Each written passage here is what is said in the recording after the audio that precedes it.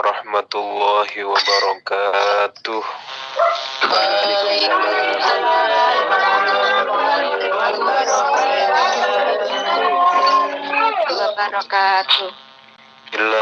Alhamdulillah wassalatu wassalamu ala Rasulillah Muhammad ibni Abdillah wa ala alihi wa ashabihi wa mawalah. Allahumma salli ala sayyidina Muhammad miftahi babir rahmah adada ni'amillahi wa ifdalih.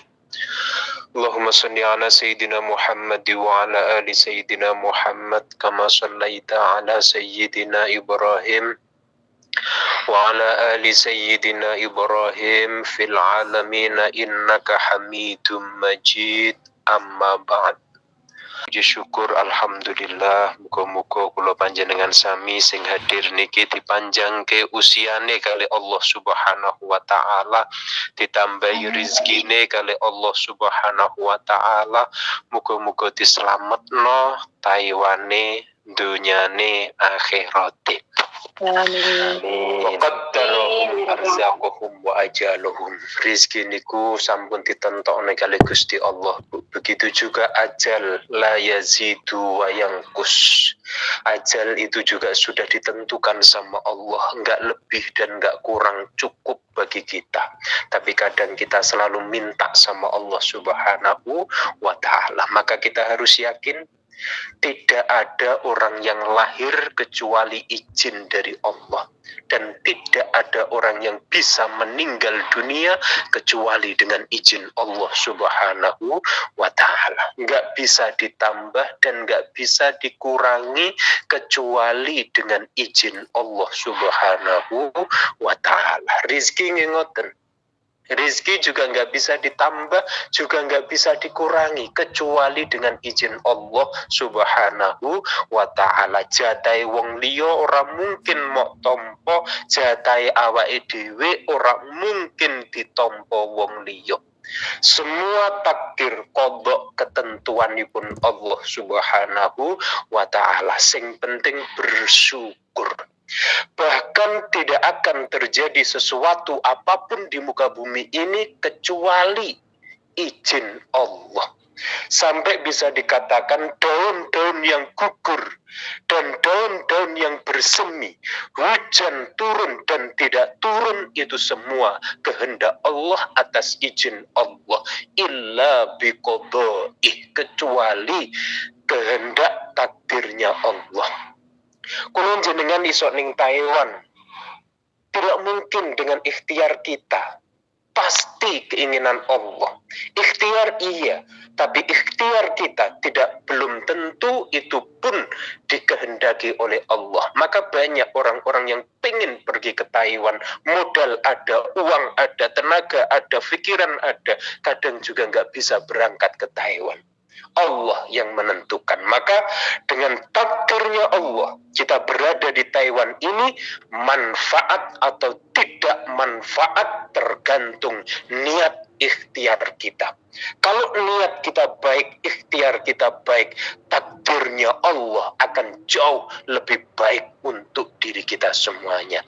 Amin. Allahumma amin. Hadirin hadirat rahimakumullah. Bahkan tidak ada musibah yang terjadi di muka bumi ini kecuali Allah yang menentukan. Berarti kita manusia ini lemah dan sangat lemah. Semua apa yang terjadi ini ketentuan Allah. Nah, sekarang yang jadi pertanyaan, lalu apa fungsinya kita berdoa kepada Allah, minta sama Allah? Kalau usia sudah ditentukan Allah, ngapain kita selalu minta berdoa dipanjangkan oleh Allah usia kita? Kita selalu berdoa minta rizki kita yang banyak. Rizki kita sudah ditentukan sama Allah katanya. Gak kurang, gak lebih, memang segitu jatahnya. Keuntungan kita berdoa sama Allah ini apa? Qad kafani ilmu Rabbi. Apa tujuan kita berdoa? Syahidun li biftiqari faddu'ai wahtihali. Apa tujuan kita berdoa? Doa kita yang selalu kita pinta sama Allah, permohonan kita kepada Allah, ini syahid bukti kalau kita adalah hamba yang lemah. Mulakno Allah itu paling cinta dengan seorang hamba yang selalu meminta. Innallaha yuhibbu min ibadihil mulihin. Mulihin, Allah itu paling suka dengan seorang hamba yang meminta dengan cara mulihin, merengek-rengek. Selalu meminta sama Allah dan selalu meminta Allah. Allah niki paling suka mulihin dengan cara merengek-rengek, meminta terus, jaluk terus wae. Kalau makhluk yang kita minta, kita manusia kok njaluk karo wong, biasanya gak seneng nak dijaluki terus. Tapi Allah niku paling seneng nak dijaluki terus. Sebab setiap kali kita merengek-rengek pada Allah, ini bukti kerendahan kita, kefakiran kita, kelemahan diri kita di hadapan Allah Subhanahu wa Ta'ala. Mulane kalau ada orang yang nggak mau berdoa sama Allah, lapo kadang ndonga barang kabeh wis ditakdirno Allah. Kalau kita manusia nggak mau berdoa sama Allah, lalu mana bukti iftikor kita kepada Allah?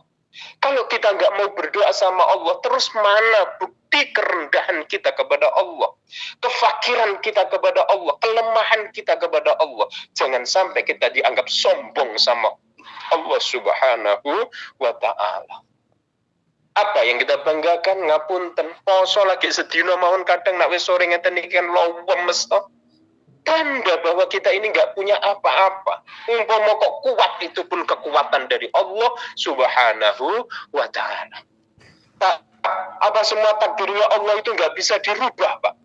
Manusia nggak bisa merubah takdir. Tapi takdir bisa rubah kalau yang merubah adalah Allah. Mulane nak pengen takdirmu dirubah, mepeto karo sing duwe takdir, Gusti Allah. Ulama-ulama niki membagi takdir itu ada dua macam. Takdir Gusti Allah niku wonten loro. Kodok kodaripun Allah niku dibagi loro. Siji kodok mubram. Nomor loro kodok mu'allak. Kodoknya Allah mubram niki paten, nggak bisa dirubah, paten. Sing iso rubah iku ya mung Allah. Apa yang terjadi dalam diri kita ini, ada kodoknya Allah yang tidak bisa dirubah oleh siapapun. Semua orang punya ketentuan sendiri-sendiri. Allah yang menentukan. Ada yang bisa dirubah, ada yang tidak bisa dirubah. Kita nggak tahu mana yang dirubah Allah atau yang nggak bisa dirubah Allah. Hanya Allah yang maha tahu. Niki kodok mubram. Ada ketentuan lagi yang bernama kodok mu'allak. Mungkin sing umurin 60 ternyata ditambahi sama Allah 70.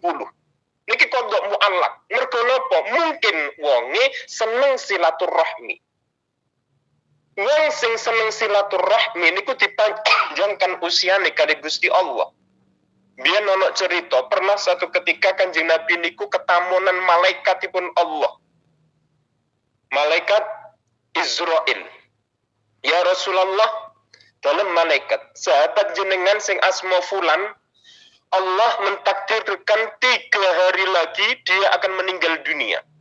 Akhirnya Kanjeng Nabi ini ngajak sahabatnya yang ditakdir 3 hari lagi yang meninggal dunia, dijak kali Kanjeng Nabi silaturahmi. Dijak silaturahmi nenggone kerabat-kerabat, nenggone konco-konco, ditekani situk-situk satu persatu. Setelah sampai 3 hari, ternyata sahabatnya Kanjeng Nabi yang wis ditakdir mati, niki gak mati. Kanjeng Nabi matur kali malaikat, ya malaikat, katanya sahabat kula si fulan niki kan meninggal dunia hari ini, kok masih hidup? Malaikat matur, ya Rasulullah, goro-goro sahabat jenengan si fulan sing pun ditakdir Allah mati, jenengan jak silaturahmi, Allah menambahkan usianya sampai 30 tahun lagi. Berarti kalau kodoknya usia itu bukan mubram tapi mu'allak. Sebab nopo bisa berubah. Kalau mubram niki nggak bisa dirubah. Yamhullahu ma yasha wa yuthbitu wa indahu ummul kitab. Allah berhak menghapus ketentuannya, Allah pun berhak menetapkan ketentuan yang Allah tentukan sendiri. Tidak melalui siapapun, bukan karena apapun. Ummul kitab karena ada dalam kekuasaan beliau Allah Subhanahu wa ta'ala. Tapi yang harus kita ketahui, takdirnya Allah ada qada mubram, ada qada mu'allaq, tapi semua qadanya Allah tidak akan terjadi dan tidak akan berubah fi ilmillah, dalam pengetahuan Allah. Mulanya apapun yang terjadi dalam qadanya Allah, berubah atau tidak berubah, Allah sebelumnya sudah mengetahuinya. Makanya kita harus selalu berikhtiar, nggak boleh modal takdir. Jangan main-main dengan takdir. Takdir ini bukan urusan kita. Kita diharuskan tetap ikhtiar dan berdoa, apapun yang terjadi itulah kehendak Allah Subhanahu wa ta'ala. Berikhtiar selalu dan ikhtiar meminta kepada Allah untuk ditempatkan dan dijadikan menjadi orang baik. Ini tugas kita. Selalu minta memohon sama Allah. Ini tanda kelemahan kita, kerendahan kita, kefakiran kita kepada Allah. Mulanya Al-Imam Abdullah Alwi Al-Haddad, beliau nabi dawuh, barang siapa yang melanggar perintahnya Allah, kemudian dia itu ihtijaj, mengambil hujjah dari ketentuan qada qadarnya Allah, maka orang tersebut dosanya lebih besar daripada perbuatan maksiatnya. Contoh, Mbak, delengno, ojo selingkuh, Mbak, ojo pacaran, Mbak, ojo gonta-ganti pasangan. Lu kok jawab Allah, mengajeni wis ditakdirno Allah koyo ngene kok. Ya ben iki ya takdir Gusti Allah kok. Duh, ini namanya melakukan maksiat, mengambil hujjah, dalil dari qada. Ini dosanya lebih besar dari apa yang dia lakukan.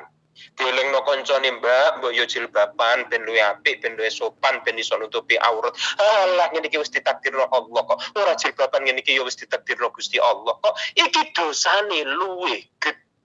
Sebab apa? Orang ini berarti bertabarri, ingin lari dari kesalahannya dan mengembalikan kesalahannya kepada Allah Subhanahu wa ta'ala. Ini bahaya. Mulanya hadirin, kita hanya diwajibkan Allah untuk berdoa, ikhtiar kepada Allah. Takdir urusane Gusti Allah. Allah yang menentukan, dan kita harus ridho dengan takdirnya Allah yang baik ataupun yang buruk yang menimpa diri kita. Mulanya nak pengen ngerti bagaimana diri kita ini dimuliakan Allah atau direndahkan sama Allah. Lihat keadaan diri kita sendiri-sendiri. Kalau kita sedang Allah takdirkan berduaan atau bersama-sama dengan orang-orang yang baik di tempat yang baik dan melakukan kebaikan, itu tanda kemuliaan Allah ada pada diri panjenengan sami. Contoh seperti sore hari ini, kula jenengan kumpul kados ngeten niki, iki takdir Gusti Allah. Iki kemuliaan dari Allah Subhanahu wa ta'ala. Mulane wong iku janji ditakdirno Allah, ditempatno Allah ning gone tempat sing apik, ning gone panggonan sing apik karo wong-wong sing apik dan melakukan keapian, itu tanda kemuliaan Allah ada pada diri kita. Mulane sadar, alhamdulillah, syukur marang Allah sak gede-gede ini. Tapi ketika kita ditempatkan Allah di tempat yang gak baik, bersama dengan orang-orang yang gak baik dan melakukan kebaikan dan melakukan ketidakbaikan, niku tondo Allah telah merendahkan diri kita. Ayo sadaro, ilingo, balio ninggone dalan sing diridani Gusti Allah. Kalau kita sudah ditakdirkan Allah di Taiwan ngeten niki, ya udah kita terima. Kita mau nggak terima terus bagaimana? Umpamane kok ono sing nggak terima, ya Allah, kula niki S2 lho Gusti, S1 Gusti, kok didadekno babu teng Taiwan? Kula mboten terima Gusti. Lho, wis ning Taiwan kok lagi gak terima. Tanda terimanya sudah diterima, kok bilang nggak terima. Kan kuwalik wong model ngeten iki. Kita harus ridho dengan ketentuan Allah. Malam yardo ala qada'i wa lam yasbir ala bala'i bal yaltamis rabban siwa. Siapapun yang menjadi hambaku, kata Allah dalam hadis qudsi, yang tidak ridho dengan ketentuanku dan tidak sabar ketika aku uji kepadanya, silahkan cari Tuhan selain aku. Kalau kita dicoba, dikasih qadanya Allah, nggak sabar, nggak mau menerima, Allah ngusir kita. Silahkan keluar dari bumi saya. Terus apa nih? Nah, kita diusir Allah. Mana ada Tuhan selain Allah? Dan jangan sekali-kali mengatakan i'tiraf pada Allah. Contoh yang sering kita ucapkan, mungkin kita nggak sengaja, mungkin juga sengaja. Ya Allah, kena ngopo to Gusti, Gusti Allah iki oleh nakdirno aku iki piye to yo. Padahal konco-koncoku bendino gendaan, bendino selingkuh, tapi rezekine kok lancar ae. Kok enak uripe. Ya kok ora ono bencana musibah ta apa-apa. Uripe yo kok enak, duwite yo kok akeh, malah ngutangi wong saanane wong. Aku tak rewanya anggar bengi tahajud, salat wiridan, ngaji terus wae. Wiridan tak entekno anggar dikongkon nglakoni ngene tak lakoni, tapi rezeki kok cures terus wae.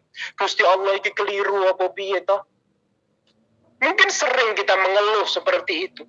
Niki tanda ini adalah perbuatan yang tidak ridho dengan ketentuan Allah.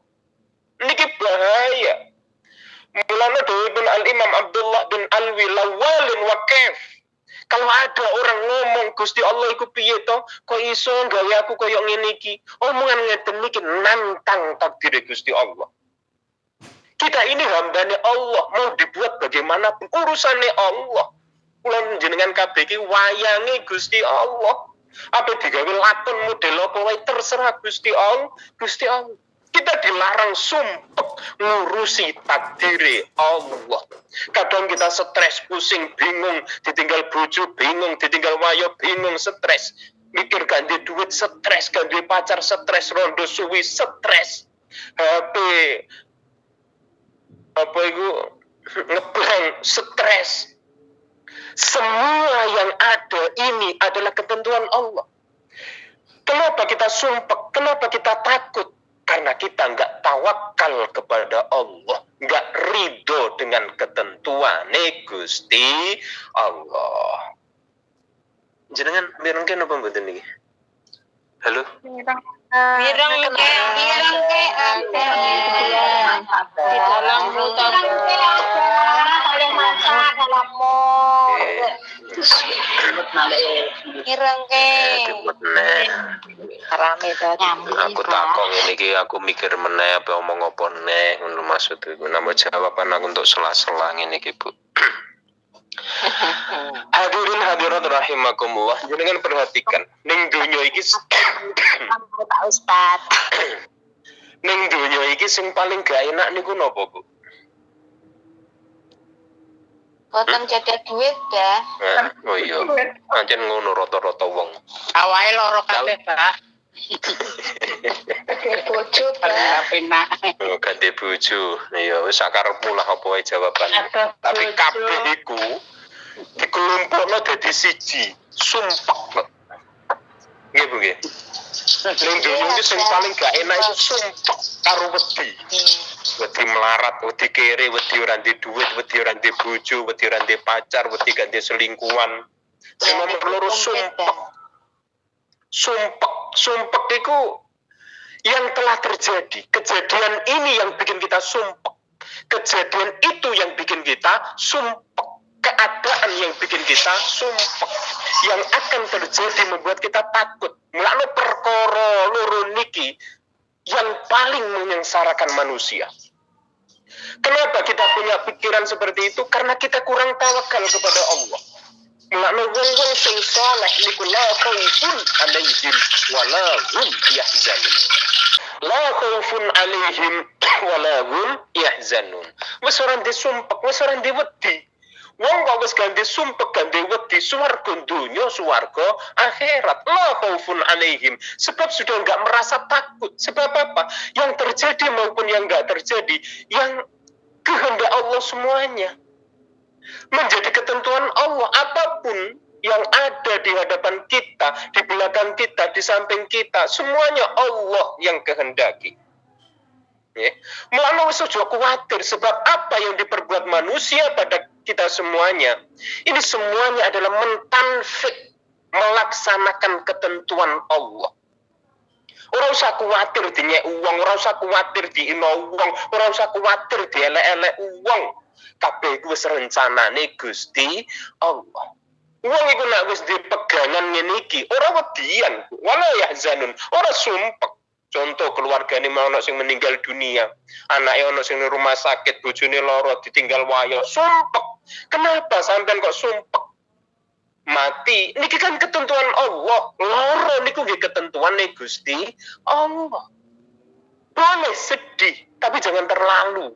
Secukupnya, jangan berlebihan. Karena apapun yang terjadi, ini semuanya adalah kehendak Allah. Allah yang mengaturnya.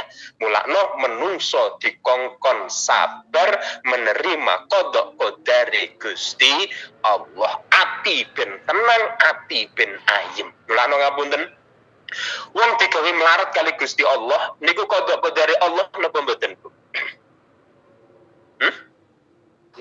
Pasti kodok kodari Allah, tapi jangan pasrah dengan kodok kodar.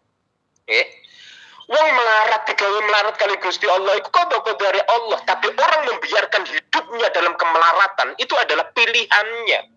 Mulane aja pasrah. Aku melarat yo wis, aku kere yo wis, wong ditakdir Allah. Iki goblok tapi ngaku pinter. Melarat miskin ikut takdir, tapi wajib ikhtiar usaha, sebab membiarkan diri dalam kemelaratan itu adalah pilihan. Orang dibikin sakit sama Allah itu pun takdir, tapi membiarkan diri dalam kesakitan itu adalah pilihan.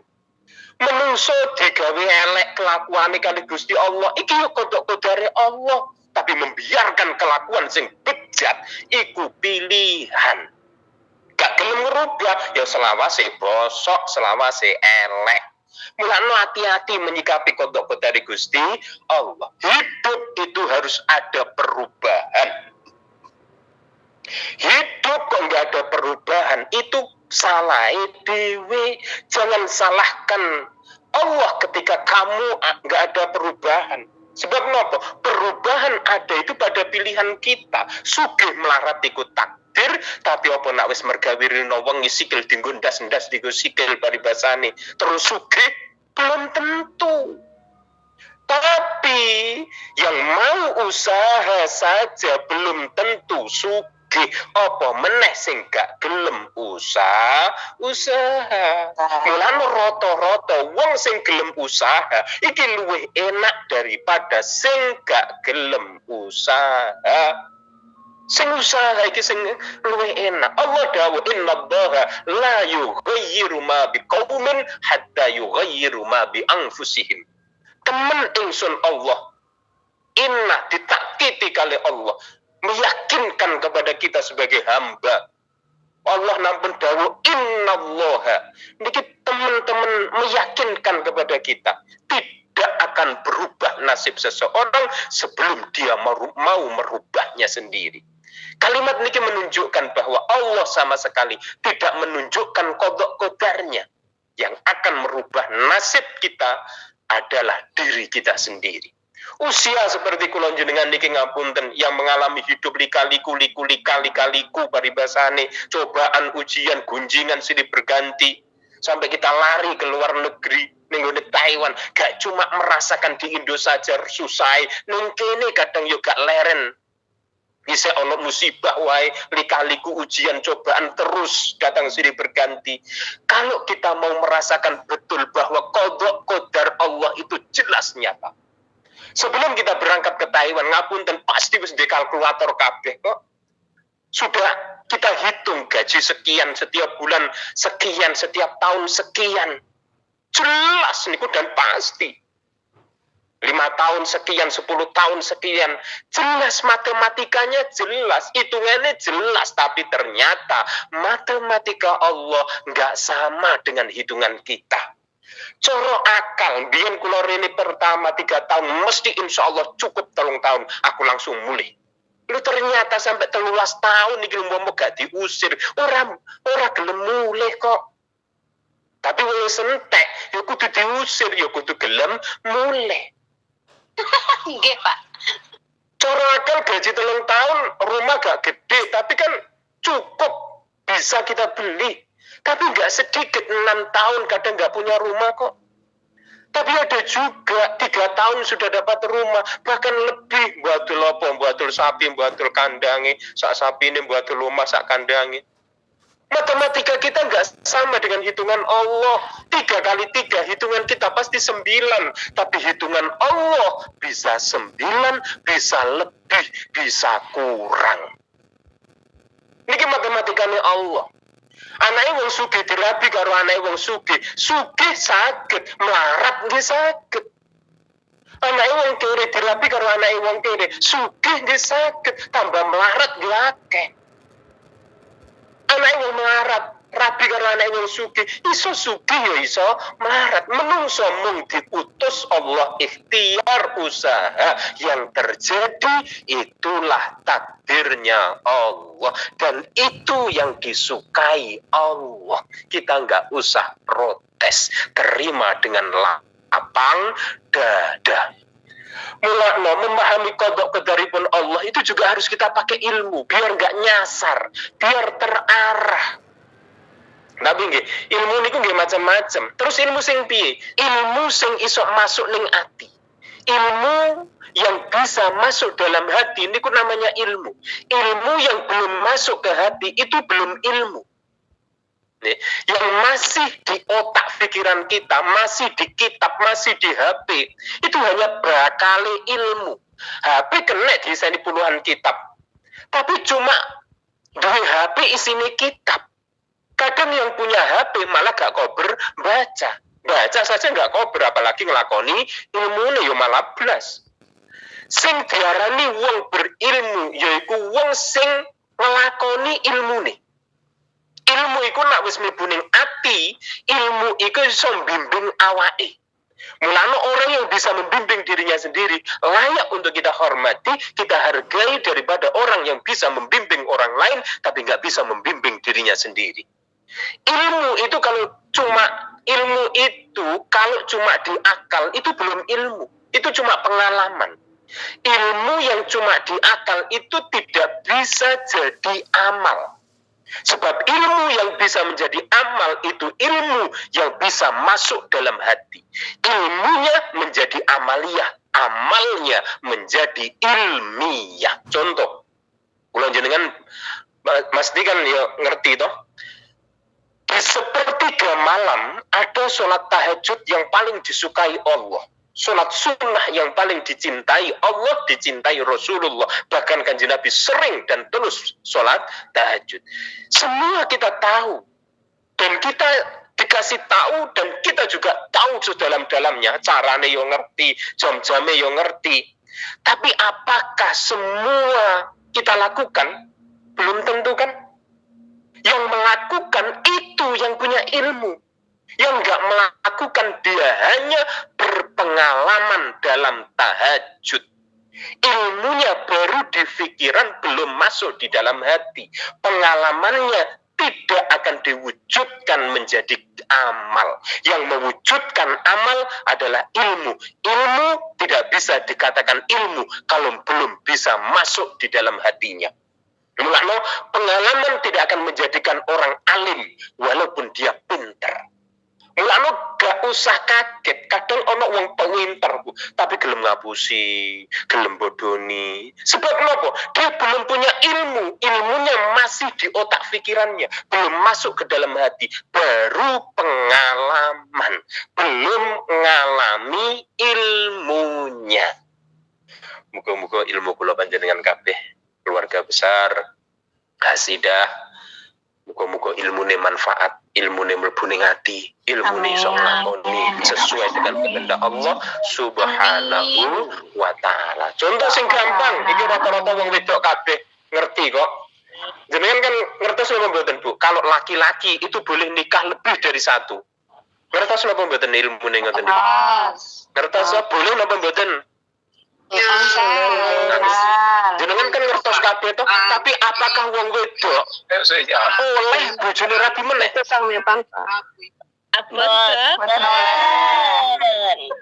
Kan Gusti Allah memperbolehkan toh. 99% gak gelem wong wedok. Kenapa? Sebab ilmunya masih di pikiran. Paling yodo mikir, alah, iku paling Pak Yudi ape wayoh. Paling ngono sing mikir ngono. Ya iku Pak Yudi ape wayoh. Jujur nggih, sampai hari ini tapi nggak ada yang mau. Cuma iku dong. Mbok ono sing gelem tapi ora wani, mbok aku gelem kok ora gelem. Kok udah mikir dhewe-dhewe, Bu. Saking udah mikir dhewe sampai ora kepikiran. Mikir kula niku mboten cuma niku, Bu. Lebih baik memikirkan yang sudah ada daripada memikirkan yang belum ada. Ngono kok wae. Yo nek ora ngono malah repot kabeh. Mending mikir sing wis ono, nikmati yang sudah ada, jangan memikirkan yang belum ada. Akhir-akhir iki akeh wong gelem mikirno bojone wong, tapi ora gelem mikirno bojone dhewe. Saiki malah akeh wong kabar, bojone wong luwih enak daripada bojone dhewe. Iki utek sing rada wale, iki ati sing wis kecampuran babi. Ati ora usah dilokno, nggih sing penting didongakno. Muga-muga diselametno Allah, sebab negara Taiwan iki negara paling syahdu yang pernah aku jumpai. Bebas sebebas-bebasnya. Ape selingkuh sedina ping 5 nggih saged, ape ngaji ping 5 nggih saged. Ape gak poso yo ora ono wong konangan.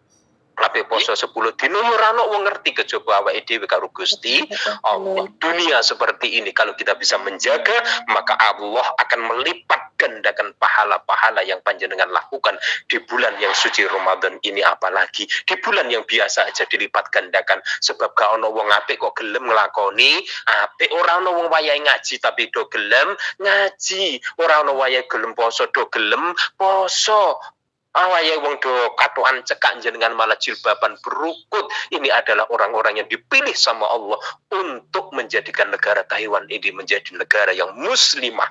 Bumi ini Allah ning Taiwan ini banyak yang berbangga ketika kita pakai sujud. Dulunya tidak pernah kita dipakai untuk sujud, tapi sekarang banyak bumi-bumi yang di Taiwan dipakai sujud oleh manusia-manusia yang ada dari Indonesia, dari manapun yang Islam dan Islami. Moga-moga keberkahan ini menjadikan tolak ukur, menjadikan diri kita lebih baik dan disaksikan oleh bumi Taiwan ini panjenengan orang-orang hebat di mata Allah Subhanahu wa ta'ala. Moga keridhaan Allah ada selalu pada diri kita. Selamat dunia, selamat akhirat, selamat menemukan hidup, selamat berbuka puasa. Al-Fatihah.